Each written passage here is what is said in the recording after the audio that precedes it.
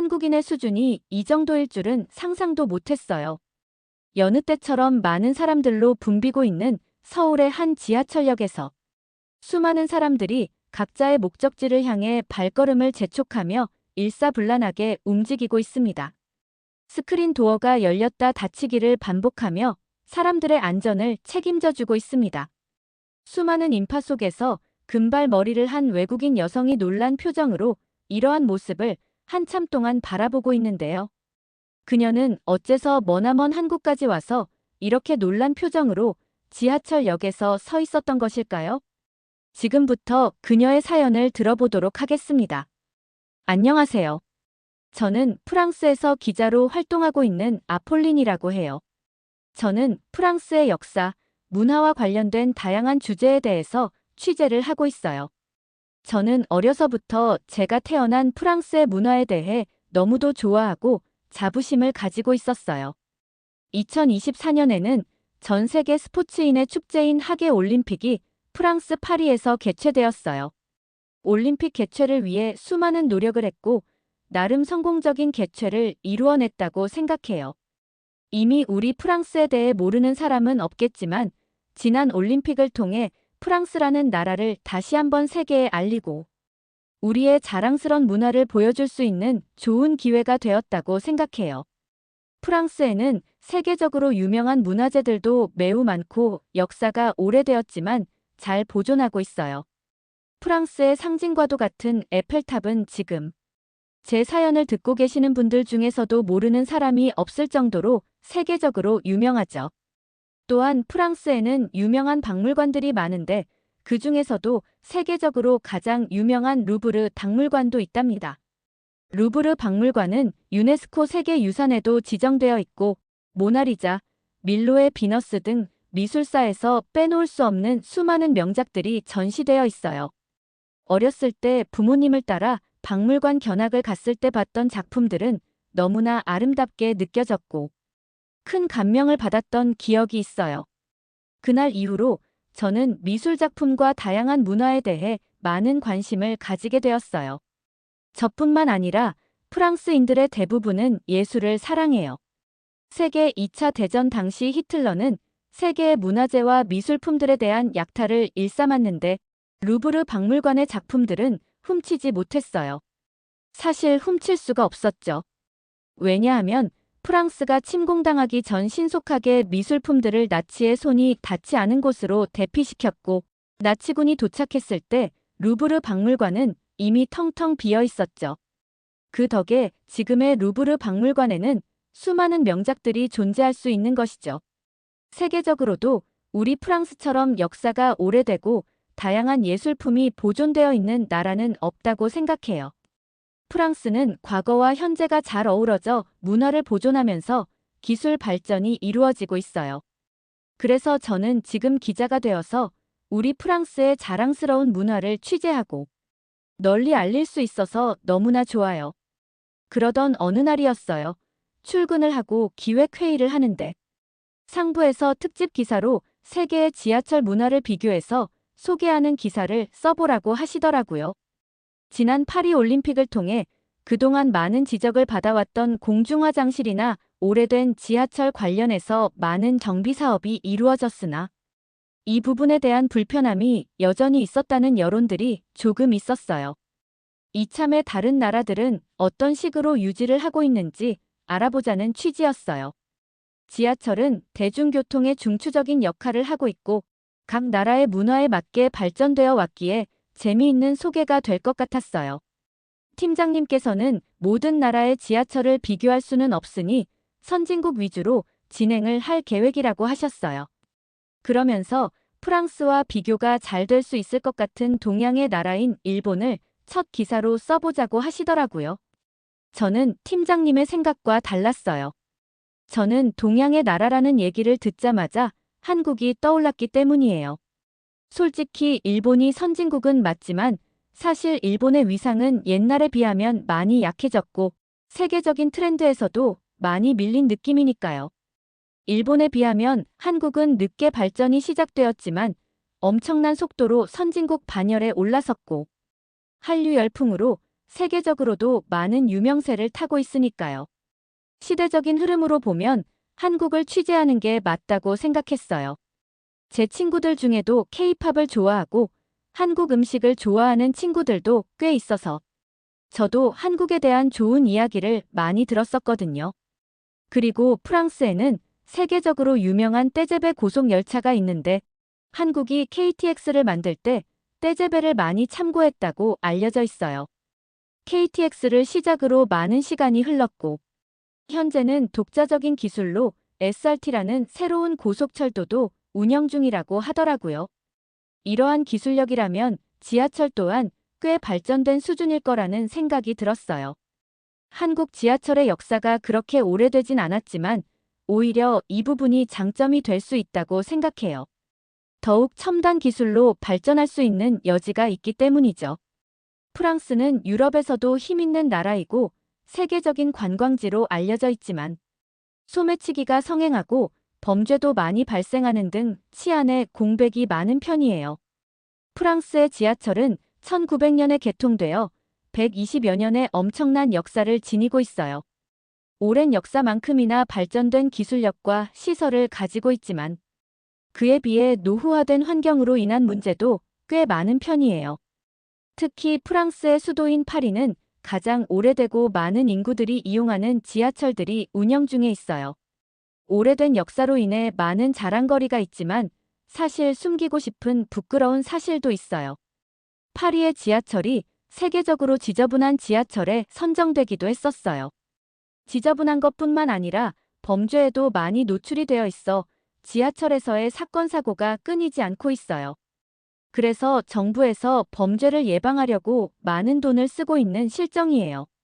하지만 현실은 하루에도 수십 건씩 범죄가 발생할 정도로 열악한 상황이죠.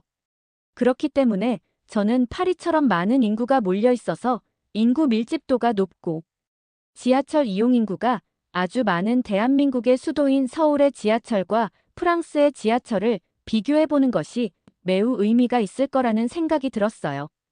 한국의 지하철은 역사는 길지 않지만 빠른 경제 성장을 통해 뛰어난 기술력으로 많이 발전되어 있어 꼭 취재를 해보고 싶다고 생각했어요. 저는 제 생각을 팀장님과 팀원들에게 솔직하게 말했어요. 하지만 제 생각과는 달리 팀장님과 팀원들은 생각이 다르더라고요. 트렌드에 둔감한 건지 아직까지도 일본이 최고라며 한국은 일본에 비하면 나라도 작고 굳이 취재하러 갈 필요도 없는 나라라고 무시하더라고요.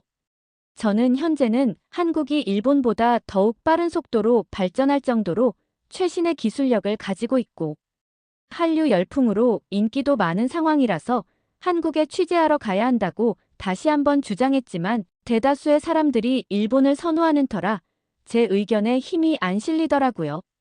팀장님도 워낙 완고하셔서 결국은 도쿄로 출장을 가기로 정해졌어요. 며칠간의 사전 조사를 마치고 저와 2명의 팀원들은 도쿄행 비행기에 몸을 실었어요. 14시간 정도의 긴 비행을 마치고 저희는 도쿄에 도착할 수 있었어요. 역시나 도쿄는 엄청난 인구 밀도를 자랑하는 도시답게 많은 사람들로 북적였어요. 도쿄의 지하철 역사도 꽤 오래되었고 일반인들이 많이 애용하는 교통수단이라 하루에도 엄청나게 많은 사람들이 지하철을 이용해서 출퇴근을 한다고 하더라고요. 일본에는 재미난 문화가 있었는데 혹시 푸시맨이라고 들어보셨나요? 출퇴근 시간 너무 많은 사람들이 이용하다 보니 아주 혼잡했었는데 사람들을 푸시맨들이 억지로 지하철에 밀어넣는 역할을 했다고 하더라고요. 한편으론 재미있으면서도 남에게 피해를 안 끼치려고 하는 일본인들의 태도와는 모순되는 행동이 납득이 안 가긴 하더라고요. 어쨌든 얼마나 많은 사람들이 이용을 했으면 푸시맨이라는 직업까지 있었을까 하는 생각이 들었어요. 그 당시 지하철은 혼돈 그 자체였을 것 같아요. 그리고 일본에는 수많은 지하철 노선이 있어요. 1980년대에 철도 민영화가 진행되면서 지역별로 6개 정도의 회사가 관리하게 되었죠. 때문에 현재 일본의 지하철은 운영회사마다 철도의 사이즈나 운영 방식이 조금씩 달라서 국민들이 많은 불편을 겪고 있어요. 지하철 크기가 달라서 플랫폼에 들어온 지하철은 회사마다 정차하는 위치가 다르게 돼요. 타고 내릴 때 불편함이 생기게 되는 것이에요.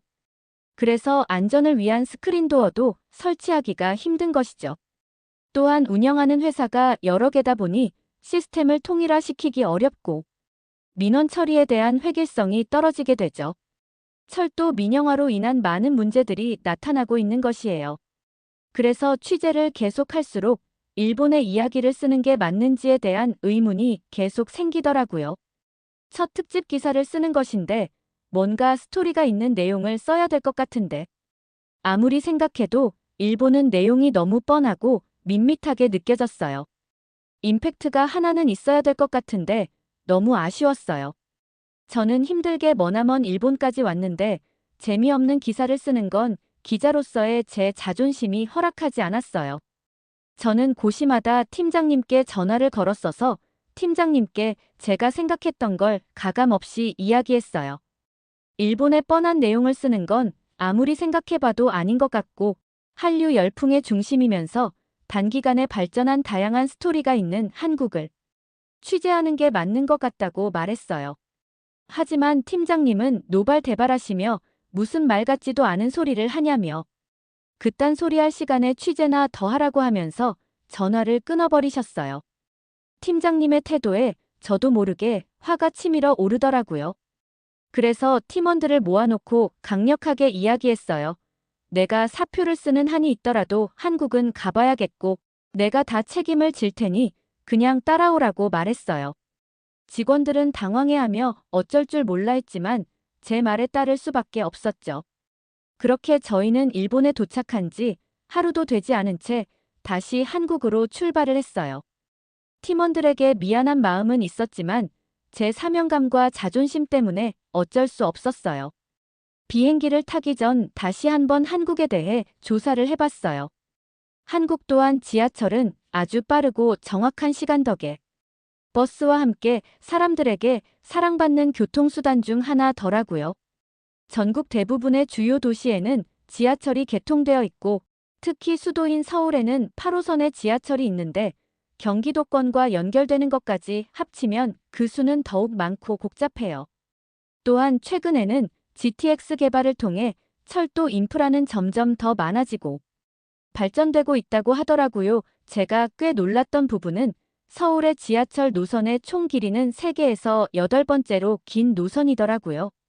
한국의 지하철 역사는 50년 정도 밖에 되지 않은 다소 짧은 역사를 가지고 있지만 경제성장과 더불어 엄청난 발전을 이루어냈다는 게 정말 대단하더라고요. 세계적으로 고속철도를 운영하는 곳은 많지 않은데 한국은 KTX와 SRT라는 서로 다른 두 종류의 고속철도를 운영하고 있더라고요. 한국의 기술력과 발전 속도를 보니 새삼 놀라웠어요. 자료를 찾아보면 찾아볼수록 저는 한국의 지하철을 취재하는 게 맞다는 확신이 강하게 들었어요. 제대로 된 기사를 써서 제가 맞다는 걸 증명하고 싶었어요. 사전 조사를 마치고 저희는 비행기를 타고 한국으로 출발했어요. 인천공항까지는 2시간 반 정도 걸리더라고요. 인천공항으로 오게 된 비하인드 스토리가 있는데 보통 도쿄에서는 가까운 하네다 공항을 통해서 김포공항으로 대부분 이동을 해요. 나리타 공항은 도쿄 시내에서 꽤 거리가 있어서 이용을 잘 안 하는 편인데 저희는 대한민국의 상징인 인천공항에서부터 시작을 하고 싶어서 시간이 좀 걸리더라도 나리타 공항에서 인천공항으로 오게 되었어요. 또한 인천공항에서부터 공항철도를 이용하면 서울 어디로든지 이동할 수 있다고 하더라고요. 그렇게 저희는 인천공항에 도착을 했는데 저와 팀원들은 눈앞에 펼쳐진 광경에 깜짝 놀랄 수밖에 없었어요. 공항의 규모는 생각보다 꽤 거대했고 내부는 아주 세련되게 잘 꾸며져 있더라고요. 인천공항이 세계에서 손꼽히는 공항으로 평가를 받고 있다고 하던데 실제로 보니 바로 이해가 가더라고요. 이뿐만 아니라 확장 공사를 하고 있는데 곧 개장을 앞두고 있다고 하니 얼마나 멋질지 상상이 안 되더라고요. 팀원들의 놀란 표정을 보니 저와 같은 생각을 하고 있는 것 같았어요. 개인 정비를 좀 하고 이동하기로 해서 화장실에 잠시 들렸는데 저는 깜짝 놀랄 수밖에 없었어요. 아니, 무슨 화장실이 너무 깨끗하고 관리가 잘 되어 있더라고요. 공항 화장실이라 관리가 잘 되어 있을 수도 있겠구나 하는 생각을 했었어요. 나중에 알게 된 사실인데 길거리에 있는 공중 화장실도 관리가 매우 잘 되어 있더라고요. 프랑스도 공중 화장실은 관리가 잘 안 돼서 더럽기도 하고 위험하기도 한데 한국은 공공시설물에 대한 관리가 잘 되어 있다는 게 참 신기했어요. 시작부터 기삿거리가 쏟아져 나오니 기분이 좋아지더라고요. 걱정했던 팀원들도 걱정을 한시름 놓은 것 같았어요. 그렇게 저희는 목적지인 강남으로 이동하기 위해 공항철도를 타러 이동했어요. 공항철도를 이용해서 서울역으로 이동한 다음 지하철로 환승할 계획이었어요. 서울의 환승 시스템은 아주 효율적으로 설계되어 있고 카드를 한 번만 발급받으면 목적지까지 한 번에 이동할 수 있어서 아주 편리했어요. 표를 끊는 기계가 있었는데 외국어도 지원을 해주고 조작이 간편하게 되어 있어서 어렵지 않게 표를 발급받을 수 있었어요. 시스템이 아주 편리하게 잘 되어 있어서 인상적이었어요. 또한 천정, 벽면, 바닥 등의 다양하게 위치와 방향을 알려주는 색색깔의 표지판들이 설치되어 있어서 첫 방문이었지만 어렵지 않게 이동할 수 있었어요. 노선이 많아서 아주 복잡했지만 생각보다 친절하게 잘 설명되어 있어서 매우 인상적이었어요. 공항철도를 타기 위해서 이동을 했을 때도 아주 신기했던 부분이 있었는데 에스컬레이터가 목적지까지 잘 연결되어 있었고 주변 환경이 너무나 깨끗하더라고요. 놀랐던 건 청소하시는 분이 에스컬레이터 손잡이까지 깨끗하게 닦고 계시더라고요. 이 정도로 관리가 되고 있을 줄은 상상도 못했었거든요.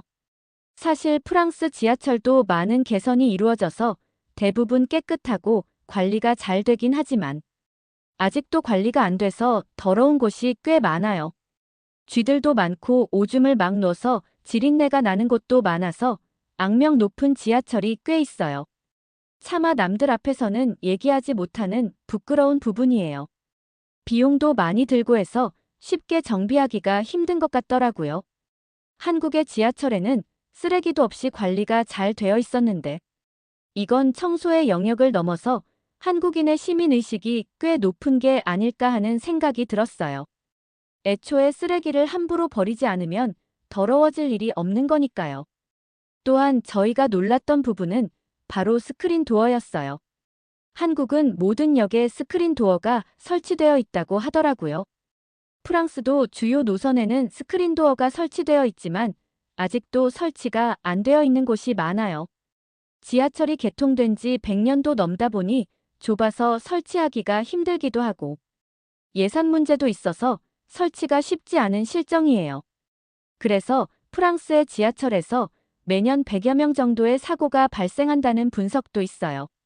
스크린 도어로 인해 선로에서 발생할 수 있는 사고가 원천 차단되는 효과가 있는 것이죠. 특히 시각장애인 같은 경우 추락에 대한 위험이 발생할 여지가 커지는데 스크린 도어로 인해 그런 위험에서 차단될 수 있는 것이죠. 시각장애인뿐만 아니라 일반인들 또한 추락에 대한 사고 위험에 노출될 수 있는데 스크린 도어로 인해 안전을 보장받을 수 있는 것이죠. 프랑스는 플랫폼에도 쓰레기가 버려져 있는 경우도 많지만 선로에 버리는 사람들도 많아서 쥐들도 꽤 많은 편이에요. 선로는 쓰레기를 청소하기도 매우 어려운데 한국은 스크린 도어가 있어서 이런 상황이 발생할 수가 없는 거죠. 교통이 아주 발달돼 있고 역사가 오래된 일본도 역에 스크린 도어를 설치하기 힘든 실정이에요. 여러 개의 회사가 지하철을 각각 관리하다 보니 규격도 다르고 예산 문제도 조율하기가 쉽지 않기 때문이었어요.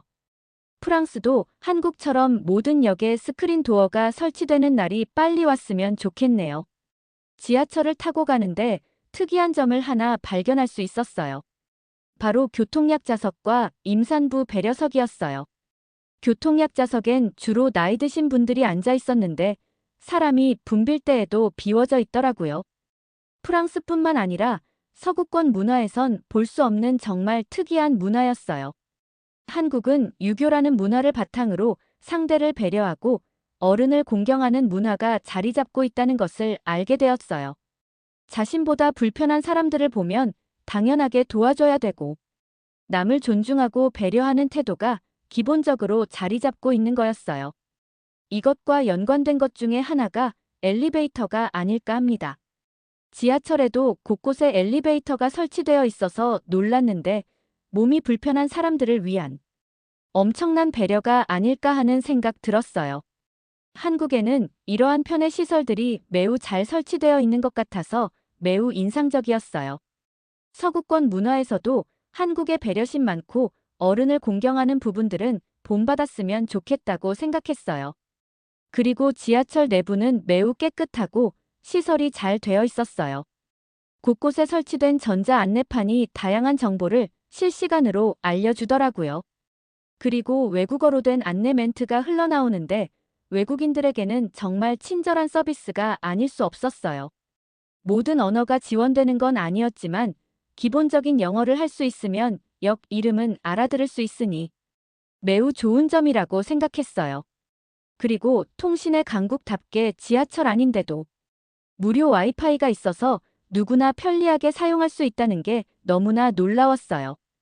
외국에 나가면 통신에 대한 부분이 가장 큰 불편함 중에 하나인데 이런 서비스는 정말 본받아야 될 점이라고 생각해요. 한국은 버스에서도 공용 와이파이를 제공한다고 하던데 참 대단하다고 생각했어요. 사실 한국인들은 통신이 워낙 발달되어 있어서 잘 못 느낄 수도 있는데 특히 외국인들에게는 정말 좋은 서비스라고 생각해요. 취재를 하면서 알게 된 놀라운 사실이 또 있는데 한국의 지하철은 특별한 일이 생기지 않는 이상 지연이나 연착이 잘 되지 않는다고 하더라고요. 지하철 시간을 알려주는 어플이 있을 정도로 정해진 시간에 움직이고 역사 내부에도 전광판의 정확한 시간과 현재 위치를 실시간으로 보여주더라고요. 지하철뿐만 아니라 변수가 더 많은 버스도 실시간 위치 파악을 통해서 예상 시간을 거의 정확하게 알려준다고 하니 정말 놀랍더라고요. 이렇게 체계적인 시스템을 만드는 것이 정말 쉽지 않은데 한국이란 나라는 그것을 해내고 있더라고요. 프랑스도 기술 수준이 높다고 생각했었는데 한국에 와서 보니 배울 점이 많더라고요. 일본에서는 기사거리에 대한 갈증이 있었는데 한국에 오니 쓸 소재가 넘쳐나서 오길 잘했다는 생각이 계속 들었어요. 저희는 여러 번의 환승을 거쳐 목적지인 강남역에 도착을 했어요. 아마 출퇴근 시간의 강남역은 도쿄만큼이나 붐비는 곳이 아닐까 생각해요. 저희는 다행히도 퇴근 시간에 맞춰 도착할 수 있었고 사람들의 모습을 지켜볼 수 있었어요. 사람들이 몰려들기 시작했는데 저는 깜짝 놀랄 수밖에 없었어요. 누가 시키지도 않았는데 사람들이 지시를 받은 것처럼 자연스럽게 줄을 서기 시작하더라고요. 사람들이 더욱 많아졌는데도 마찬가지였어요. 줄을 길게 늘어서더니 자리가 없으면 옆으로 다시 줄을 서더라고요. 사람이 많으면 서로 뒤엉켜서 엉망이 될 것 같은데 줄 서는 모습이 너무나 신기했어요. 그리고 더욱 놀란 부분 중 하나는 지하철이 도착했는데도 기다리던 사람들이 지하철 안으로 들어가지 않고 기다리고 있더라고요. 저는 무슨 상황인지 이해가 되지 않아 계속 지켜보고 있었어요. 대신에 지하철 안에 있던 사람들은 우르르 내리기 시작했어요. 사람들이 다 내리고 나자 기다리던 사람들이 타기 시작하는 게 아니겠어요? 한국인들은 서로 부딪히고 흐름에 방해가 될까봐 서로 간의 배려를 위해 암묵적으로 정한 규칙 같았어요. 바쁜 시간임에도 불구하고 서로 배려하는 모습과 규칙을 지키는 모습이 너무나 인상 깊었어요. 짧은 시간이었지만 아주 다양한 주제로 기사를 쓸 수 있을 것 같아서 기분이 좋아졌어요. 팀원들도 느끼는 바가 많았는지 표정이 좋더라고요. 그렇게 취재를 마치고 숙소로 가기 위해 지상으로 올라왔는데 저희를 또 한 번 놀라게 한 게 있었어요. 그것은 버스 정류장의 모습이었는데 엄청나게 많은 사람들이 길게 줄을 지어 서 있더라고요. 군대 제식에서나 볼 법한 모습이 정류장에서 펼쳐지고 있었어요. 참으로 놀라운 장면이었어요. 지하철뿐만 아니라 버스 정류장에서도 줄을 서 있는 모습을 보며 한국인들의 시민의식이 정말 대단하다고 느꼈어요. 저는 한국이 뛰어난 기술력만을 가지고 지금껏 성장해왔다고 생각을 했었는데 그 뒤에는 뛰어난 시민의식이 뒷받침이 되었기 때문에 지금의 대한민국이 되었을 거라는 생각이 들었어요.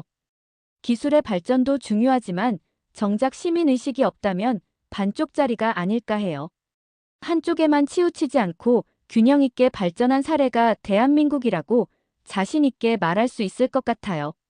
저는 팀장님의 지시에도 불구하고 제 고집으로 한국에 취재를 하러 온 것이 결국은 옳았다는 생각을 했어요. 한국에 대한 취재를 통해서 정말 많은 것을 느낄 수 있었고 배울 점도 많았기에 아주 만족스러운 기사가 나올 거라는 확신이 들었기 때문이에요. 저와 팀원들은 뿌듯한 마음으로 프랑스로 돌아갈 수 있었어요. 저는 프랑스로 돌아가서 제대로 된 특집 기사를 쓸 수 있었고 많은 사람들에게 좋은 반응을 받았어요. 반응이 너무 좋아서 특집 기사 2편으로 한국의 다양한 문화를 체험하고 알리는 글을 쓸 예정이에요. 한국의 좋은 문화를 댓글로 알려주시면 다음 기사를 쓰는데 많은 도움이 될 것 같아요. 많은 댓글 부탁드려요. 재미있게 보셨나요? 오늘의 사연은 여기까지입니다. 여러분, 우리는 당연하다고 생각할 수 있을지 모르지만 우리나라의 기술과 시민의식은 매우 뛰어나며 세계에서 인정받고 있습니다. 오늘의 사연을 통해 한국의 우수한 기술과 시민의식에 대해 자부심을 가질 수 있는 계기가 될 수 있었으면 좋겠습니다. 시청해주셔서 감사합니다. 구독, 좋아요 부탁드리며 더욱 좋은 사연으로 찾아뵙겠습니다. 이야기 보따리였습니다.